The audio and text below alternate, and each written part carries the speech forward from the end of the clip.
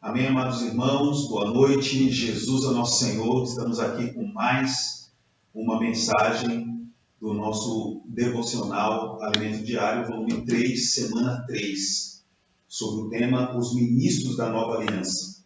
Então, o tema da semana 3 é Eis aqui estou para fazer, ó Deus, a tua vontade. Esse é um título inspirado a partir de Hebreus capítulo 10, versículos 7 e 9. Então, hoje nós vamos ver princípios que devem nortear-nos para fazer a vontade de Deus. Muito bem. O encargo dessa semana 3, é fazer a vontade do Senhor requer satisfazer 10 importantes princípios. O primeiro, não pensar aquém do que convém. O segundo, não depender de si mesmo. Terceiro, reconhecer que nossa suficiência vem de Deus. Quarto, viver sob a restrição da porta estreita e do caminho apertado. Quinto, não servir sozinho. Sexto, gerar líderes. Sétimo, buscar a perfeição. Oitavo, aperfeiçoar os santos para a obra do ministério. Nono, progredir por meio de estar no Espírito, pelo invocar o nome do Senhor, do dom para o ministério e deste para as operações. E, por fim, obedecer à direção do Espírito.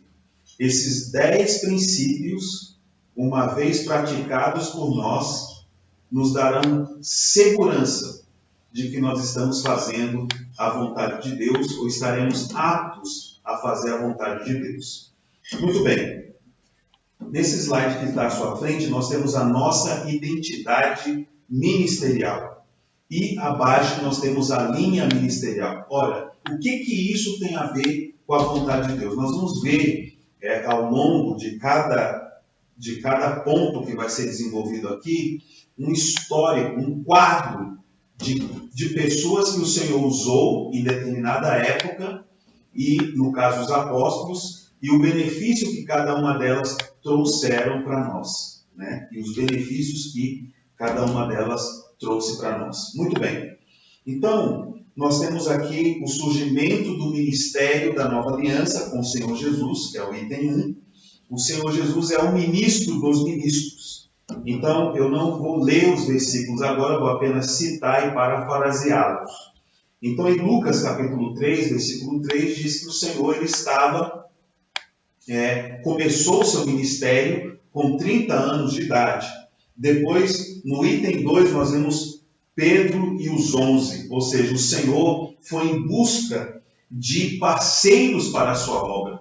E daí o princípio que nós iremos desenvolver mais à frente de nós não servirmos sozinhos. Então o Senhor usou Pedro e mais 11 discípulos para que pudessem dar continuidade ao ministério que ele estabelecera.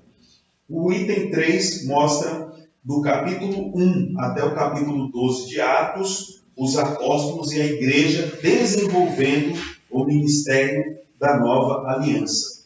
Esse ministério da nova aliança, que deveria alcançar até os confins da terra, por meio da pregação do evangelho, ainda era uma realidade com os primeiros apóstolos, porque ainda estavam muito presos aos judeus, muito presos a algumas tradições e, consequentemente, o avanço do evangelho ficou restrito à Judéia.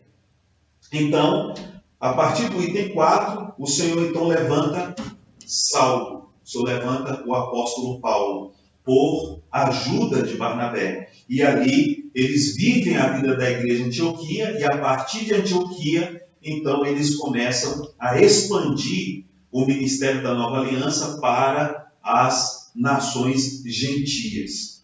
Então, surge a primeira viagem do apóstolo Paulo com Barnabé. Na verdade, Barnabé era o principal, estava Saulo nessa equipe e também João Marcos o estava acompanhando.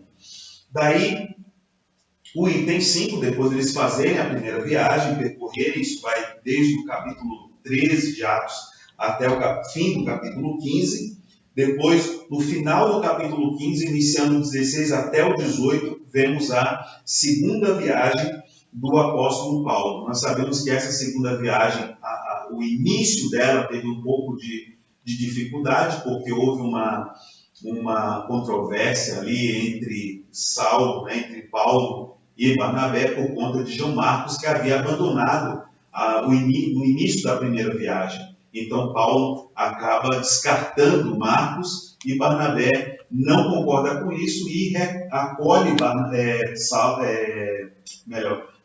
então Marcos e o leva consigo para Chipre, enquanto Paulo pega Silas e leva para a sua primeira viagem, ou melhor, para a sua segunda viagem.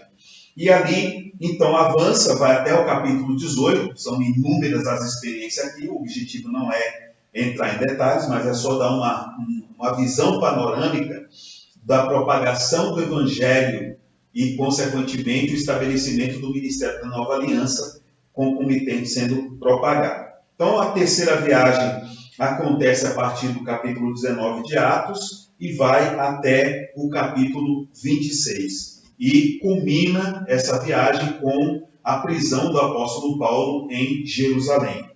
Daí, Paulo, nós sabemos a história, ele é injustamente acusado e, consequentemente, então, ele vê que aquele quadro de julgamento é injusto, ele então apela para César.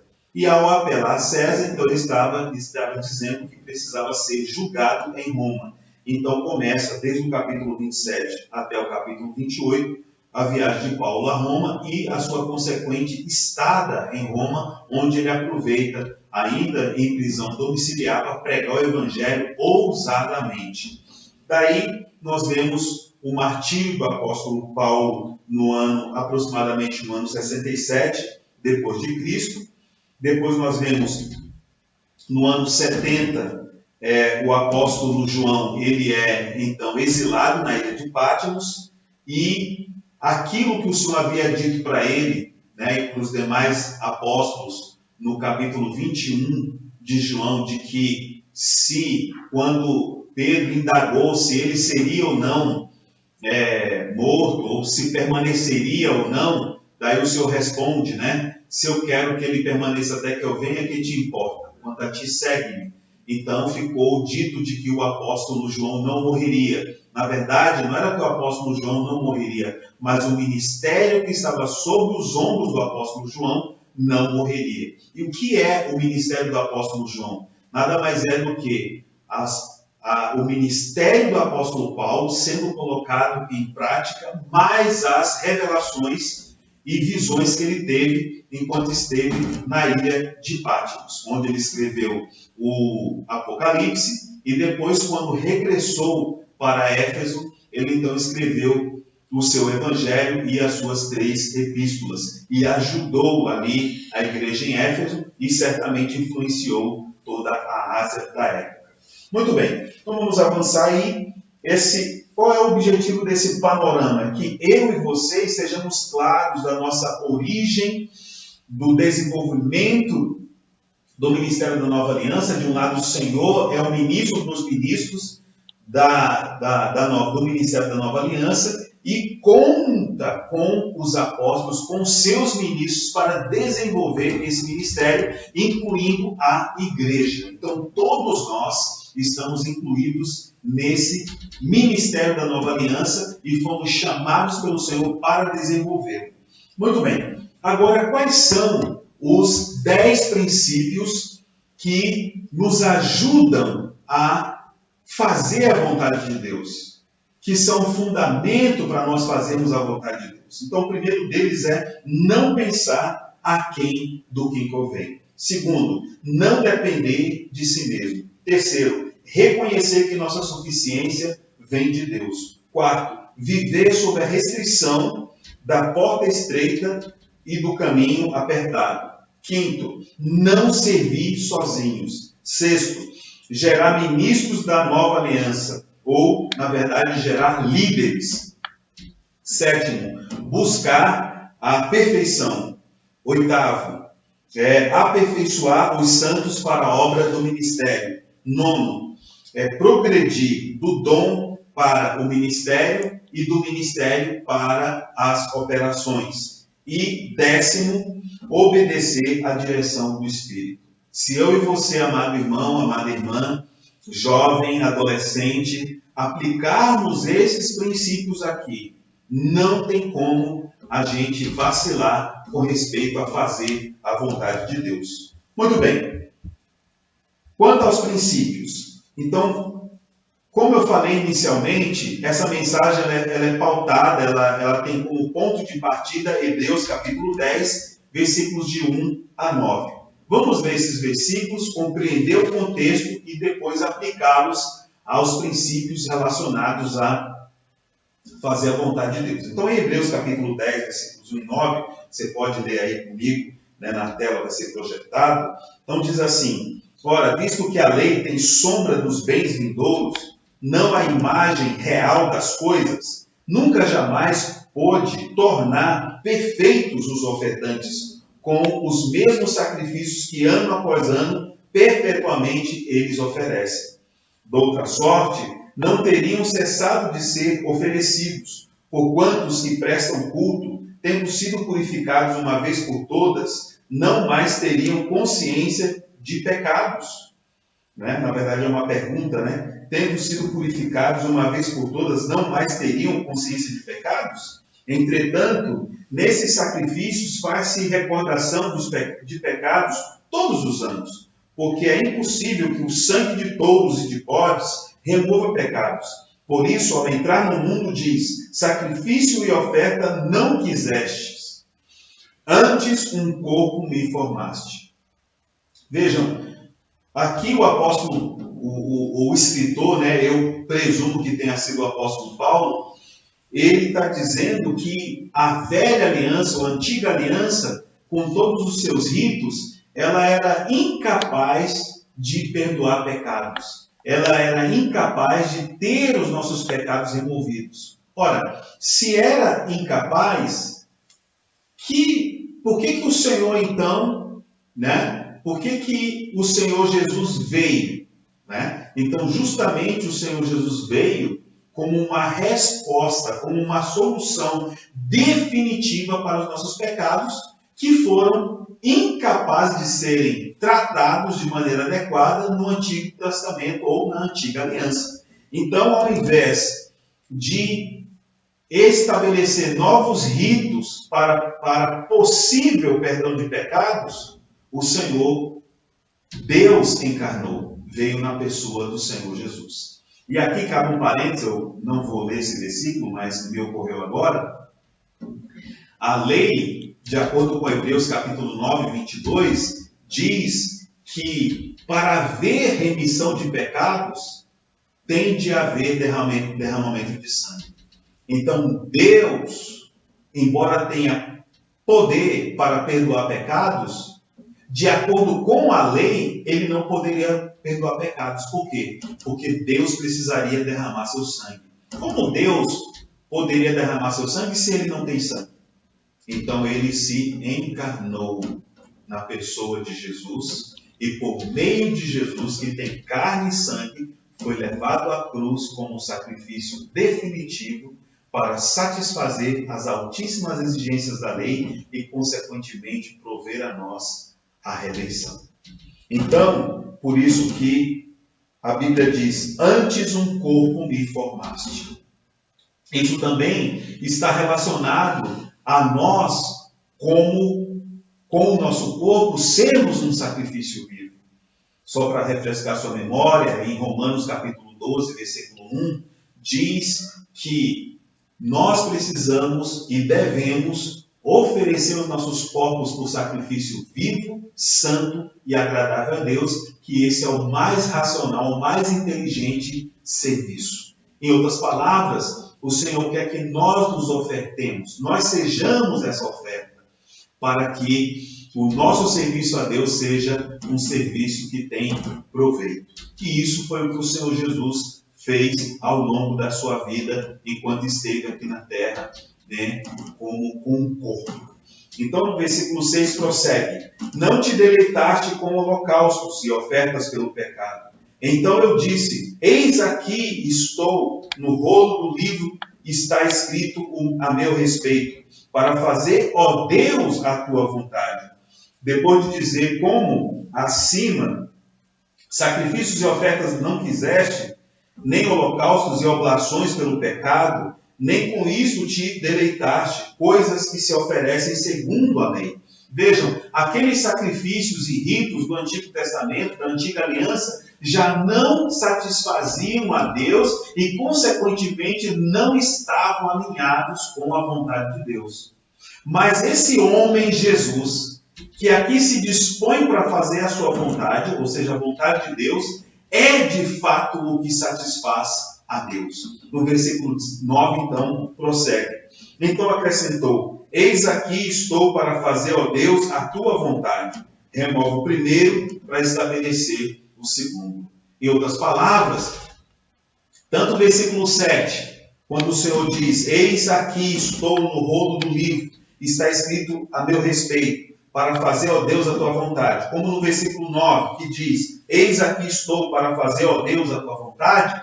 Nós vemos que a pessoa do Senhor Jesus, quando esteve aqui na terra como homem, tinha como finalidade fazer a vontade de Deus.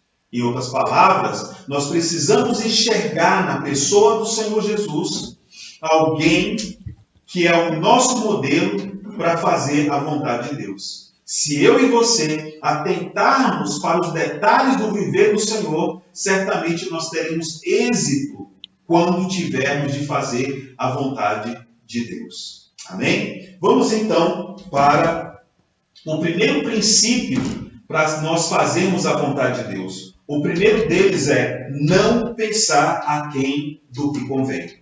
O versículo que embasa esse princípio é Romanos capítulo 12, versículo 3 diz: porque pela graça que lhe foi dada, digo a cada um dentre vós, que não pense de si mesmo além do que convém.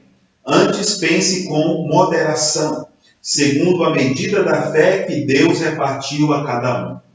Embora o texto de Romanos capítulo 12, versículo 3, nos diz para não pensarmos além do que convém, na maioria dos casos, ou a maioria de nós, pensa aquém do que convém. Ou seja, pensa que não tem condições, não é a pessoa ideal para fazer a vontade de Deus, ou para servir a Deus. E isso é um ledo engano. Nós precisamos nos lembrar que quem eram os apóstolos? Quem era Pedro, quem era João, quem era André, quem era Mateus? Todas as pessoas, de certa forma, intituladas pelos judeus, os principais da época, que eram iletrados. Mas o que o Senhor fez deles? O Senhor os capacitou. Isso nada mais é do que um princípio para a gente levar em altíssima consideração que o Senhor hoje ele está capacitando os seus ministros. Então, amado irmão, amada irmã, eu já quero dizer para você o seguinte: você é sim um escolhido de Deus, um chamado de Deus para fazer a vontade dele. Então, nunca pense aquém do que convém. Apenas como o Senhor Jesus, ofereça-se como um sacrifício vivo, santo e agradável a Ele. Ele quer a sua pessoa e Ele vai investir em você e em mim. Ele vai investir em nós. Segundo princípio, não depender de si mesmo. Ora, quando a gente olha para a pessoa do Senhor Jesus, Ele só falava as palavras do Pai, fazia a vontade do Pai, fazia a obra do Pai, e mesmo o seu julgamento era proveniente do julgamento do Pai. Ou seja, ele era apenas um canal para Deus fazer a sua vontade aqui na terra.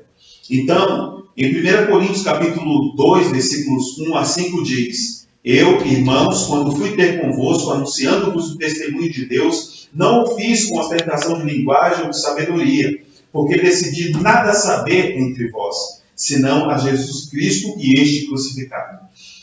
É muito importante você atentar que quem está falando essas palavras aqui é um homem extremamente capaz, tanto intelectualmente como a nível de conteúdo da antiga aliança. O apóstolo Paulo era uma pessoa que se destacava quando, na época de Saulo, dentro da lei, ele sobressaía. Mas aqui, depois de ele ter experimentado uma genuína, profunda e cabal conversão a Jesus Cristo, ele diz, não fiz, né? Quando ele vai desenvolver a obra de Deus, desenvolver o ministério de Deus, né, da nova aliança, ele diz, eu não fiz com ostentação de linguagem ou de sabedoria, ou seja, eu não usei meu natural. Decidi, pelo contrário, eu decidi nada saber. E foi em fraqueza, temor, grande tremor, que eu estive entre vós. A minha palavra e a minha pregação não consistiram em linguagem persuasiva de sabedoria, mas em demonstração do Espírito e de poder. Versículo 5, para que a vossa fé não se apoiasse em sabedoria humana, e sim no poder de Deus. Mesmo eu, para estar aqui à frente, preciso depender do Senhor. Por mais que eu me esmere, por mais que eu procure fazer o melhor, irmãos, depender do Senhor ainda é o melhor caminho. Porque mesmo que você use sua própria capacidade, quando você vai desenvolver as coisas de Deus, sempre há grandes desafios. E aí nós precisamos realmente reconhecer quem nós somos e passar a depender do Senhor e não de nós mesmos. Então esse é o segundo e muito importante princípio. Terceiro, e não menos importante, princípio para fazermos a vontade de Deus é reconhecer que nossa suficiência vem de Deus. Ora, se eu não dependo de mim mesmo, eu devo então depender do Senhor, né? Do qual me vem a provisão para eu fazer a vontade dele. Então, em 2 Coríntios capítulo 3, versículos 5 e 6 dizem, não que por nós mesmos sejamos capazes de pensar alguma coisa como se partisse de nós. Pelo contrário, a nossa suficiência vem de Deus, o qual nos habilitou para sermos ministros de uma nova aliança, não da letra, mas do Espírito, porque a letra mata, mas o Espírito vivifica. Veja, esses dois versículos nos mostram que, de um lado, a nossa suficiência vem de Deus, ou seja, Ele é a provisão e Ele também é o provedor. É dele que vem a energia para nós avançarmos, é dele que vem a força, é dele que vem o ânimo, o encorajamento. Por isso, se Ele é a nossa suficiência e a nossa suficiência provém dele, nada mais nos resta do que depender dele. Amém? E no versículo abaixo, diz que Ele nos habilitou. Ele não hesitou em te habilitar, em me habilitar. Pelo contrário, Ele vê em nós, talvez mais do que nós mesmos somos capazes de ver. Então, Ele vê em nós um potencial para fazer a sua vontade. Desde que reconheçamos que a nossa suficiência vem dele. Porque eu e você temos paciência limitada, temos amor limitados, mas quando estamos conectados com o Senhor, tomando como nosso provedor e provisão, então nosso amor é infinitamente maior, nossa capacidade de perdoar é infinitamente maior, bem como a nossa paciência. Muito bem. O quarto princípio é viver sob a restrição da porta estreita e do caminho apertado.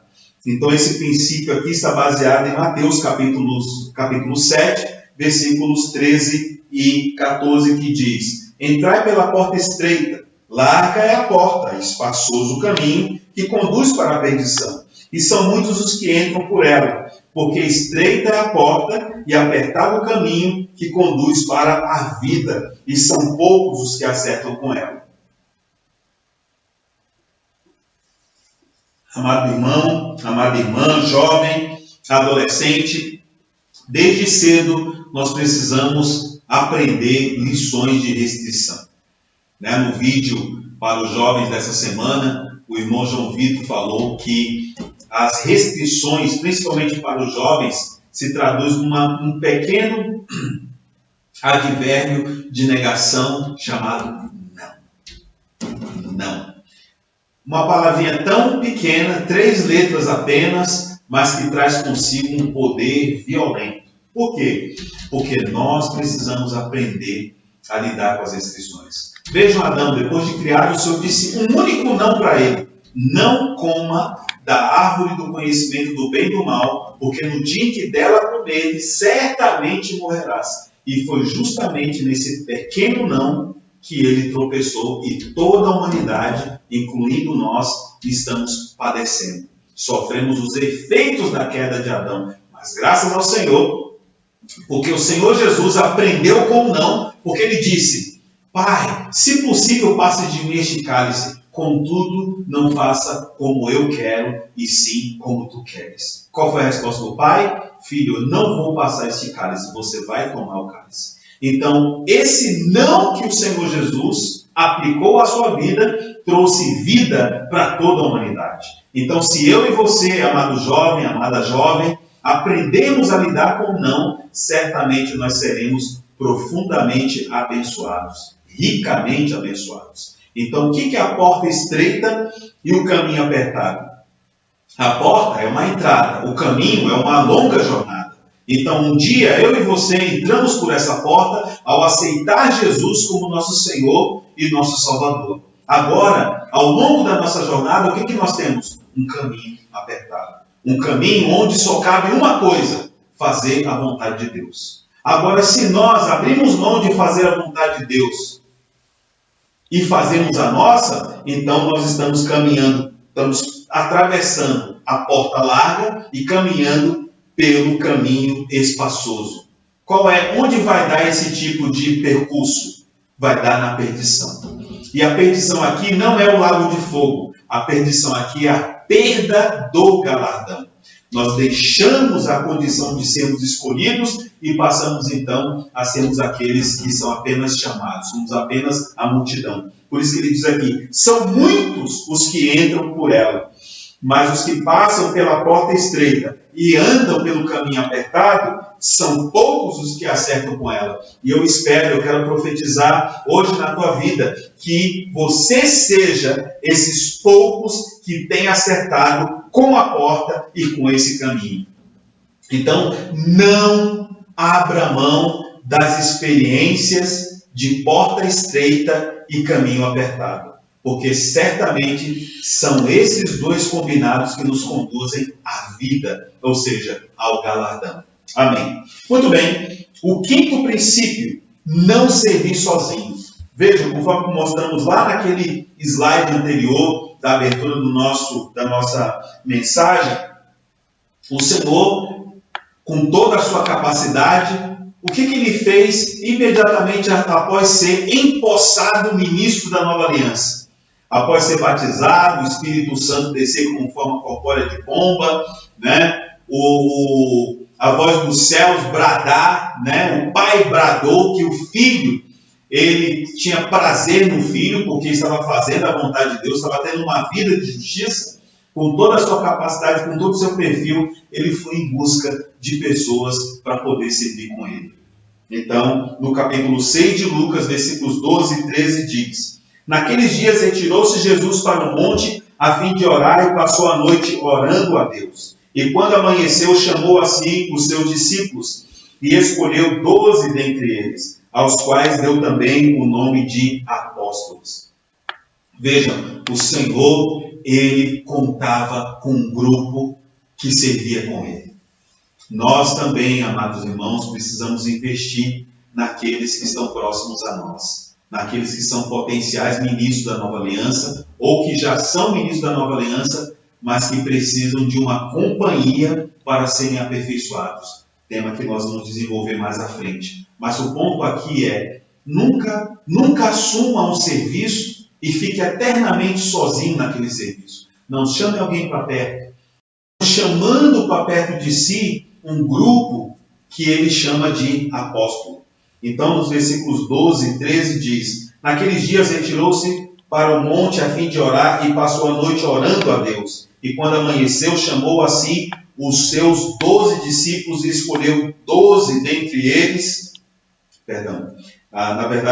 E quando amanheceu, chamou a si os seus discípulos e escolheu 12 dentre eles, aos quais deu também o nome de apóstolos. Isso mostra que o Senhor era alguém que não servia sozinho. Eu e você sempre precisamos investir nas pessoas para que elas se tornem também ministros da nova aliança, ou servos de Deus que são úteis ao Senhor. Então, isso aqui é uma boa lição para nós, nunca e jamais servir sozinho. Muito bem. Sexto princípio, gerar líderes. Dentre as pessoas que estão no nosso convívio, que certamente têm recebido nossa ajuda, nós precisamos ver nelas potenciais líderes. Atos capítulo 1, versículo 1, mostra como o Senhor, ele gerava esses líderes. Escrevi o primeiro livro ao Teófilo, relatando todas as coisas que Jesus começou a fazer e a ensinar. Vejam, o Senhor fazia e depois ensinava. O fazer do Senhor se tornava o seu ensino. E o seu ensino era composto das ações que o Senhor praticava. Em outras palavras, o que é um líder? Um líder é alguém que, no primeiro momento, faz para o outro observar. Depois, ele pede para que esse outro que está sob seu cuidado faça sob a sua supervisão e sua ajuda. E em seguida, depois de um tempo, nós passamos então aquela tarefa para aquela pessoa que está sob os nossos cuidados realizar. Então o Senhor Jesus era alguém que ia na frente e fazia, se tornava um modelo e referência para que seus discípulos e apóstolos pudessem então fazer. Então esse é o caminho para nós gerarmos os líderes. Por exemplo, nosso grupo familiar de cuidado mútuo. É bom a gente distribuir tarefas. Mesmo as irmãs, nas suas comunhões, elas têm as tarefas distribuídas para quê? Para que cada uma tenha a sua porção, tenha a sua experiência e, consequentemente, no futuro breve, se torne líderes sobre outras irmãs. E assim, entre os irmãos, entre os jovens, entre os adolescentes, nós precisamos investir com princípios espirituais para que eles também se tornem líderes. Líderes no ministério da nova aliança. Muito bem, vamos para o sétimo princípio, buscar a perfeição. Nunca estacione, nunca pense que está tudo bem. Sempre faltará alguma coisa para nós chegarmos à perfeição. O apóstolo Paulo era alguém que admitia isso. Em Filipenses capítulo 3, versículos 12 e 13 diz: não que eu tenha recebido ou tenha já obtido a perfeição, mas prossigo para conquistar aquilo para o que também fui conquistado por Cristo Jesus. Irmãos, quanto a mim, não julgo havê-lo alcançado, mas uma coisa faço, esquecendo-me das coisas que para trás ficam e avançando para as que diante de mim estão. Veja que princípio maravilhoso. O apóstolo Paulo não era alguém acomodado. Enquanto ele percebia e sentia que não havia chegado à perfeição, o que ele fazia? Ele esquecia e avançava. Ou seja, o que é esquecer? Esquecer não é meramente desconsiderar o ganho que você obteve a partir daquelas experiências passadas, mas é não se firmar ou não se acomodar nelas, mas sempre procurar progredir. Amém? Então isso deve ocorrer conosco. Nunca se sinta satisfeito. Por exemplo, para realizar esse vídeo aqui, fazer essa live, como foi importante, a gente quer dar um tempo estudando, vendo alternativas e tudo mais para fazer o melhor. Nós sabemos que ainda não chegamos no melhor, mas estamos a caminho da perfeição. Então, mesmo ao serviço a Deus, nós precisamos ter dedicação, ter esmero, para que o Senhor realmente conte com o melhor serviço da nossa parte. Muito bem, vamos então para o oitavo princípio, para fazermos a vontade de Deus, que é aperfeiçoar os santos para a obra do ministério. Olha só, ninguém foi chamado para esse ministério e vai ficar à deriva. Não, existe um ambiente de aperfeiçoamento para eu e você podermos crescer e nos tornarmos mais úteis ao Senhor do que nós já somos. Então, em Efésios capítulo 4, versículos 11 e 12 diz: e ele mesmo concedeu uns para apóstolos, outros para profetas, outros para evangelistas e outros para pastores e mestres, com vistas ao aperfeiçoamento dos santos para o desempenho do seu serviço, que esse desempenho do seu serviço equivale à obra do ministério. E o que é a obra do ministério? Para a edificação do corpo de Cristo. Como falamos na mensagem passada, o que é o ministério? O ministério é a edificação do corpo de Cristo. Se não há edificação do corpo de Cristo, nós não podemos chamar isso de ministério. E aqui nós vemos claramente que os homens dons, aqui chamados de apóstolos, profetas, evangelistas, pastores e mestres, eles têm a finalidade de aperfeiçoar os santos, para que então os santos possam edificar o corpo de Cristo, que é a obra do ministério. Em outras palavras, não são os homens dons que diretamente edificam o corpo de Cristo. Quem edifica o corpo de Cristo diretamente são os santos. São os nossos irmãos, nossas irmãs, nossos jovens, nossos irmãos de maioridade, nossos adolescentes. São estes que são os que o Senhor deseja que edifiquem o corpo de Cristo. Então isso aqui é um bom exemplo para nós de que nós não podemos estacionar no serviço e não abrir portas para os outros. Pelo contrário, precisamos usar essas oportunidades para aperfeiçoar outros a avançar. Muito bem. 9º princípio. Progredir do dom para o ministério e deixe para as operações. Isso aqui nós vimos uma progressão e merece muito a nossa atenção. Vamos ler esses versículos aqui, 1 Coríntios capítulo 12, versículos de 1 a 6. A respeito dos dons espirituais, não quero, irmãos, que sejais ignorantes. Segundo o entendimento do grego, a expressão dons espirituais foi uma interpretação de que os dons são espirituais, e é verdadeiro. Mas se você for no original grego, o versículo na mais próxima tradução seria assim: a respeito dos espirituais, não quero, irmãos, que sejais ignorantes. Ou seja, o ministro da nova aliança é uma pessoa espiritual. Aqui o apóstolo Paulo está falando da pessoa do ministro, que deve ser espiritual. Versículo 2: sabeis que outrora, quando eres gentios, deixáveis conduzir-vos aos ídolos mudos, segundo eres guiados. Então, em outras palavras, quando nós estávamos no ambiente da ignorância, éramos incrédulos, não tínhamos conhecimento do nosso Deus, como hoje nós temos, nós éramos mudos. Quando se tratava de coisas espirituais, nós não tínhamos vocabulário, não tínhamos palavras, não tínhamos senso. Por quê? Porque nós éramos guiados pelos ídolos mudos e, consequentemente, nós éramos mudos para as coisas espirituais. Versículo 3. Por isso vos faço compreender que ninguém que fala pelo Espírito de Deus afirma isso aqui. Por outro lado, ninguém pode dizer Senhor Jesus, senão pelo Espírito Santo. Então veja, a nossa experiência como espirituais começa em nós abandonando os ídolos e passando a confessar Jesus com a nossa boca e com o nosso coração que Ele é Senhor. E quando eu digo que Jesus é Senhor, ou simplesmente invoco, ó Senhor Jesus, eu sou automaticamente transferido para o Espírito Santo. Oh, aleluia! Versículo 4. Ora, os dons são diversos, mas o Espírito é o mesmo. Veja, os dons são provenientes do Espírito. E também há diversidade nos serviços ou ministérios, mas o Senhor é o mesmo. Aqui nos mostra que os ministérios são provenientes do Senhor.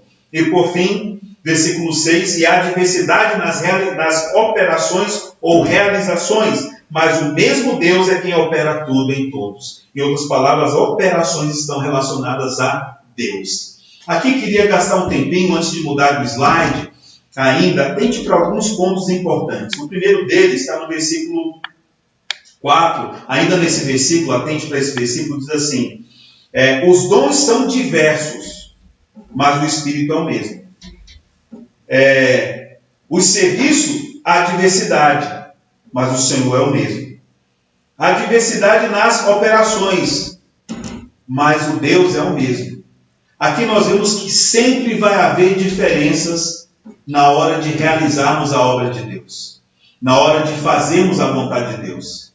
Mas atente para uma coisa: a nossa diversidade é para a unidade, porque o Espírito é o mesmo, o Senhor é o mesmo e o Deus é o mesmo. Em outras palavras, o que faz com que a diversidade produza a unidade e, consequentemente, a edificação do corpo de Cristo? O encabeçamento do Deus triuno. O Pai, o Filho e o Espírito estão relacionados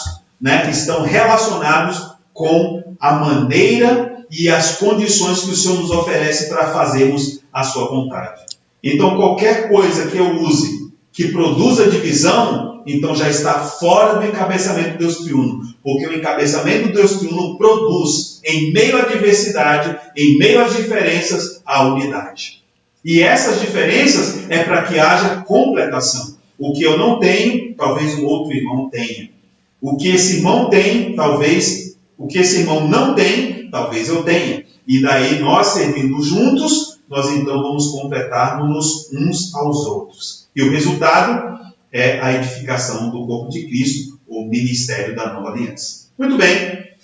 Vamos ver então esse slide aqui, mostrando essa progressão. Como é que nós podemos ver essa progressão? Note, primeiro invocar, capítulo 12, primeiro degrau, capítulo 12, versículos de 1 a 3. O invocar me leva para onde? Me leva para o Espírito. No Espírito eu obtenho dons. Os dons, somados à graça, produzem então o ministério.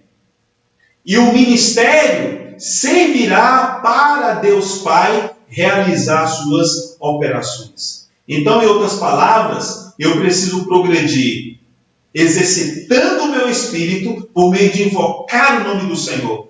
Invocar o nome do Senhor é um sinal de dependência.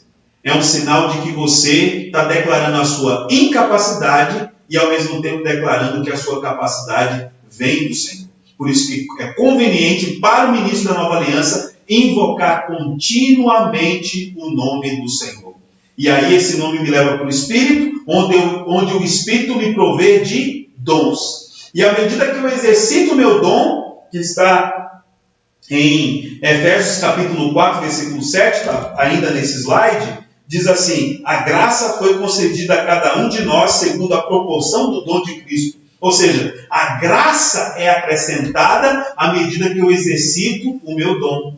E quando eu exercito o meu dom e a graça é acrescentada, esse dom se torna em ministério. Por exemplo, talvez você tenha sido chamado ou chamada para servir com as crianças. Você não tem tino nenhum, não tem muita habilidade, mas as irmãs que estão à frente vão te aperfeiçoando, vão realizando reuniões e tal, e daí você começa a desenvolver esse dom. Depois de um tempo, 1 ano, 2 anos, você não é mais o mesmo. Por quê? Porque você foi exercitando e a graça foi sendo acrescentada. Daqui a um tempo, esse pequeno dom inicial, esse pequeno capital inicial, agora te dá condições de ser um ministro, um ministério. O que é um ministério? É o dom colocado em prática, amadurecido, para que se torne agora o meu e o teu viver. Você já não vive mais sem fazer aquilo. Você se doa, você se entrega. E de tanto você fazer isso, se torna a tua pessoa, se torna parte do teu caráter, da tua personalidade. E daí o Senhor pode fazer as suas operações em todos os níveis do corpo de Cristo. Amém? Então, esse princípio é importante. Sair desde os dons e até o nível das operações. Muito bem. E chegamos então ao último e derradeiro princípio para fazermos a vontade de Deus, que é obedecer à direção do Espírito. Vejam, isso está em Atos capítulo 16, versículo de 6 a 10, que diz: e percorrendo a região frígio-gálata, tendo sido impedidos pelo Espírito Santo de pregar a palavra na Ásia, defrontando Mísia, tentaram ir para a Bitínia, mas o Espírito de Jesus não permitiu. Veja, o apóstolo Paulo e seus companheiros tinham uma agenda, tinham seus planos, mas o Espírito aqui mudou esses planos, mudou essa agenda. É meio antagônico dizer que o Espírito impediu alguém de pregar o Evangelho. Mas aqui não é que o Espírito impediu de pregar o Evangelho, é impediu de pregar o Evangelho onde? Então, o Senhor não queria que fosse aquela viagem e aquela agenda não era para a Ásia, era para onde? Por que o Espírito, então, interviu 2 vezes? Tanto quando eles tentaram ir para a Ásia, quanto eles tentaram ir para a Bitínia. Versículo 8 diz: e tendo contornado Mísia, desceram a Troade. À noite sobreveio a Paulo uma visão na qual um varão macedônio estava em pé e lhe rogava, dizendo: passa a Macedônia e ajuda-nos. Assim que teve a visão, imediatamente procuramos partir para aquele destino, concluindo que Deus nos havia chamado para lhes anunciar o Evangelho. A agenda não era Ásia, a agenda não era Bitínia, a agenda era a Macedônia.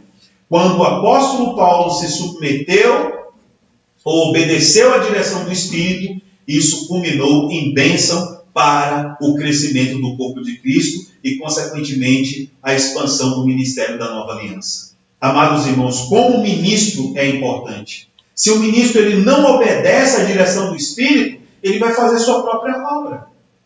Ele vai ficar à mercê de si mesmo, porque o Senhor já não será com ele. Então isso aqui é uma forte indicação para nós de que devemos obedecer à direção do Espírito, estarmos sensíveis à sua direção para não fazer nossa própria obra.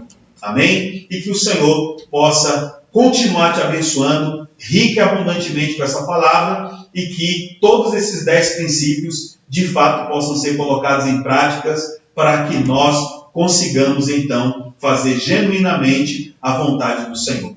Deixe seu like, compartilhe esse vídeo também e coloque também aí, se você tem algum pedido de oração, nós temos ao longo da semana na Igreja de Taguatinga um relógio de oração, que é diuturno, e certamente a sua causa, as suas lutas estarão sendo mencionadas por cada membro do corpo de Cristo nessas orações. Jesus é o Senhor. Que o amor do Pai, a graça do Filho e a comunhão do Espírito Santo seja com todos vós. Amém.